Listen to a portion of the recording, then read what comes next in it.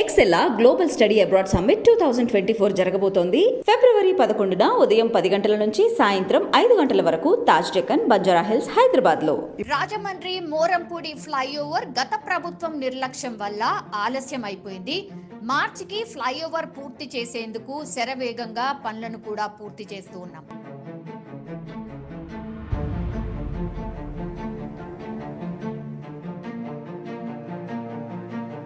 TDP MLA Buchaiah చౌదరికి ఫ్లైఓవర్లో ఎన్ని పిల్లర్లు ఉంటాయో అసలు తెలుసా? చంద్రబాబు, పవన్ కళ్యాణ్ వేసే ఎత్తుగడలన్నీ ప్రజలందరికీ అర్థమవుతున్నాయి. ఢిల్లీ పెద్దన పర్మిషన్ కోసం గేట్ల వద్ద కాపలా కాస్తున్నారు.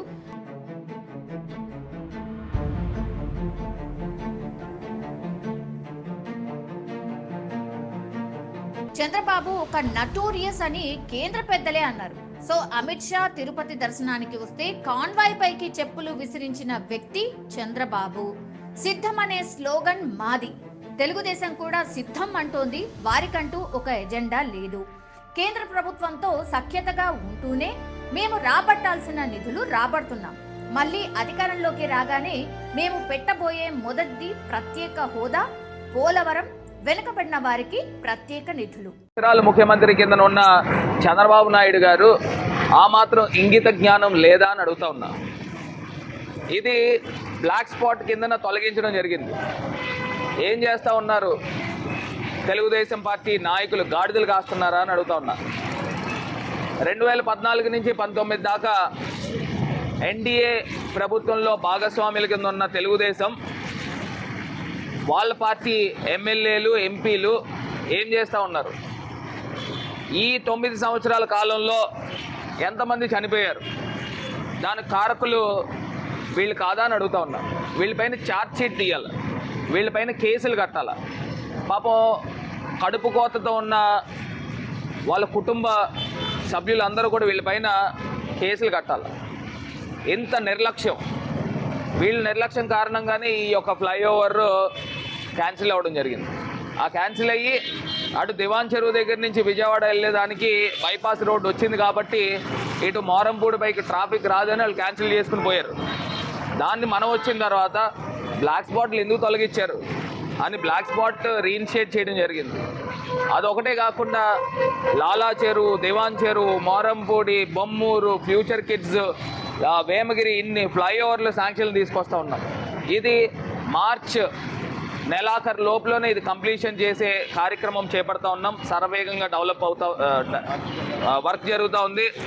మరి ఒకసారి చూస్తే ఎన్నో టెక్నికల్ అంశాలు, కారణాలు ఏవేదైనప్పటికీ కానీ ఈ తెలుగుదేశం పార్టీ వాళ్ళని నిర్దాక్షిణ్యంగా రాజమండ్రి ప్రజలు ఎప్పుడు కూడా క్షమించరని కూడా ఈ సందర్భంగా తెలియపరుస్తూ, ఇది రాజమహేంద్రవరం ప్రజలకి ఈ ఫ్లైఓవర్, మోరంపూడి ఫ్లైఓవర్ ఎదురుగుండా అంబేద్కర్ గారి స్టాచ్యూ కూడా ఉంది. వారి సాక్షిగా ఇది రాజమండ్రి ప్రజలకు అంకితం చేస్తూ ఉన్నాము. మొత్తం మీద ఇది బుచ్చయ్య చౌదరి గారు లేకపోతే వాళ్ళ పచ్చపత్రికలు కుళ్ళు రాతలు రాస్తూ ఉన్నారు. 36 స్తంభాలు, 46 స్తంభాలు చెప్తా ఉన్నారు. అలా వాళ్ళకి డిజైన్ తెలుసా, పాడు తెలుసా, ఏం తెలుసా? వీళ్ళకి ఏం తెలియదు. వాళ్ళు ఏదో అనుకుంటున్నారు, దానికి తగ్గట్టు మేము రాసుకోవాలంట, మేము చెప్పేయాలంట. ఆయన కనీసం నేను మొన్న కూడా చెప్పా, మీరు చెప్పేది పచ్చి అబద్ధాలు ఆడుతున్నారు. ఒకవేళ నేనే తప్పు చెప్తే నేను బహిరంగ క్షమాపణ చెప్తా, లేకపోతే మీరు క్షమాపణ చెప్పమని కూడా అన్నట్ల బుచ్చయ్య చౌదరి గారిని తప్పు ఒప్పుకోండి అని చెప్తా ఉన్నారు. దానికి మరి మీడియా మిత్రులు మీరు ఆయన్ని ప్రశ్నించారు లేదో నాకేది తెలీదు. ఒకసారి ప్రశ్నించండి. 6 సార్లు ఎమ్మెల్యే చేసిన వ్యక్తిని ఒకసారి ప్రశ్నించండి. ఇది కాకుండా మోరంపూడి ఫ్లైఓవర్ అయితే త్వరలో కంప్లీట్ చేస్తూ ఉన్నాము, ప్రజలకు అంకితం చేస్తూ ఉన్నాము. రెండో అంశము, ఆంధ్రప్రదేశ్ రాష్ట్రంలో అసెంబ్లీ. మరి ఇవాళ ఆంధ్రప్రదేశ్ ప్రభుత్వం ప్రవేశపెట్టిన సంక్షేమం కానీ అభివృద్ధి కానీ గత పాలకులు చేయలేని అన్నీ కూడా ఇక్కడ ఆంధ్రప్రదేశ్లో అందించడం జరిగింది. అగ్రిగోల్డ్ బాధితులతో సైతము కొంత సాయము సుమారుగా 800 కోట్ల రూపాయలు వారికి కూడా అందిస్తూ ఉన్నారు. ఇది కాకుండా వాహన్ మిత్ర కానీ, డ్వాక్రా మాఫీ ఆసరా కానీ, చేయూత కానీ, ఇవన్నీ కూడా ప్రజలకు ఇచ్చిన మాటలన్నీ కూడా నిలబెట్టుకుంటూ ముందుకు వెళ్తున్నాము. ఫిషింగ్ హార్బర్స్ ఇవాళ పోర్టులు చూస్తే బందర్ పోర్ట్ అయితే కానివ్వండి, కాకినాడ పోర్ట్ అయితే కానివ్వండి, రామాయపట్నం పోర్ట్ అయితే కానివ్వండి, ఇవన్నీ కూడా నిర్మాణం జరుగుతూ ఉన్నాయి. రేపు ఇండస్ట్రియల్ కారిడార్ కూడా అటు విశాఖపట్నం నుంచి అటు చెన్నై దాకా దానిపైన కూడా పూర్తి స్థాయిగా దృష్టి సారించి ఇండస్ట్రీస్ పైన హెవీ ఫోకస్ ఆంధ్రప్రదేశ్ ప్రభుత్వం రానున్న రోజుల్లో చేయబోతుందని కూడా ఈ సందర్భంగా తెలియపరుస్తున్నాను. మూడో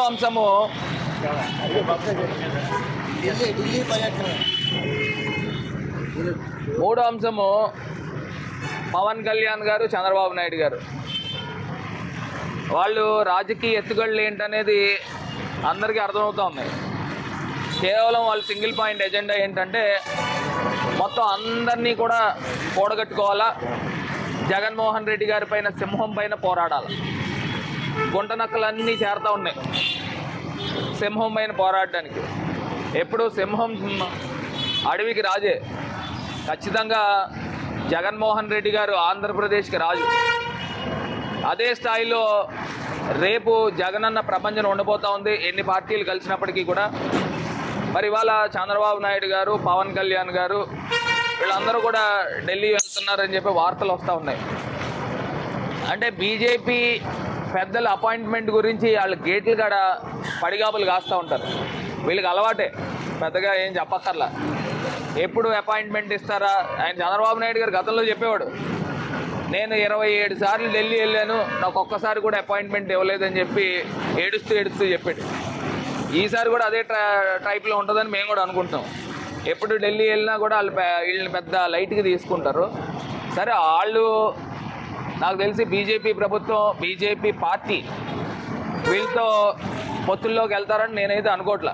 ఎందుకంటే చంద్రబాబు నాయుడు అంత నటోరియస్, వాళ్ళే చెప్పారు, అంత డర్టీయెస్ట్ పొలిటీషియన్ అని చెప్పిన మాటలు వాళ్ళే.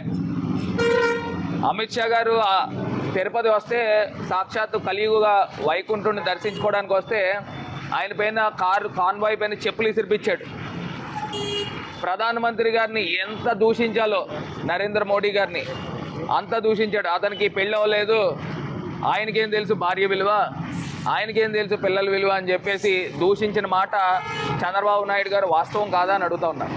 ఇలాంటి పొలిటీషియన్ని నాకు తెలిసి వాళ్ళు ఎంకరేజ్ చేస్తారని అనుకోవట్లే. కొన్ని రాజకీయాలు ఏవైనా జరగచ్చు. ఏదేమైనప్పటికీ మరి వాళ్ళ పార్టీ ఎమ్మెల్యేలు, తెలుగుదేశం పార్టీ ఎమ్మెల్యేలు కానీ జనసేన నాయకులు కానీ వాళ్ళే ప్రకటించుకుంటున్నారు, నేనే ఇక్కడ పోటీ చేస్తున్నానని తెలుగుదేశం ఎమ్మెల్యే చెప్తాడు. అదే రకంగా జనసేన పార్టీ అభ్యర్థులు కూడా నేనే ఈ స్థానానికి పోటీ చేస్తానని వాళ్ళు చెప్పుకుంటున్నారు. అంటే వీళ్ళకే క్లారిటీ లేదు. ఏది ఏమైనప్పటికీ కూడా నేనైతే చెప్పాలనుకున్నది ఒకటే, రాష్ట్ర ప్రజల్ని గమనించమని కోరుతా ఉన్నా. జగనన్న ఏదైనా మాట చెప్తే మాట నిలబెట్టుకునే నైజం జగన్మోహన్ రెడ్డి గారిది. చంద్రబాబు నాయుడు గారు, పవన్ కళ్యాణ్ గారు లేకపోతే ఎన్ని తోక పార్టీలు వచ్చినప్పటికీ కూడా వాళ్ళు రాజకీయ స్వప్రయోజనాల గురించి ఎన్ని తప్పటడుగులైనా వేస్తారు, ఎంత నీచానికైనా దిగజారిపోతారు అనేది ప్రజలు గమనించమని కోరుతాం.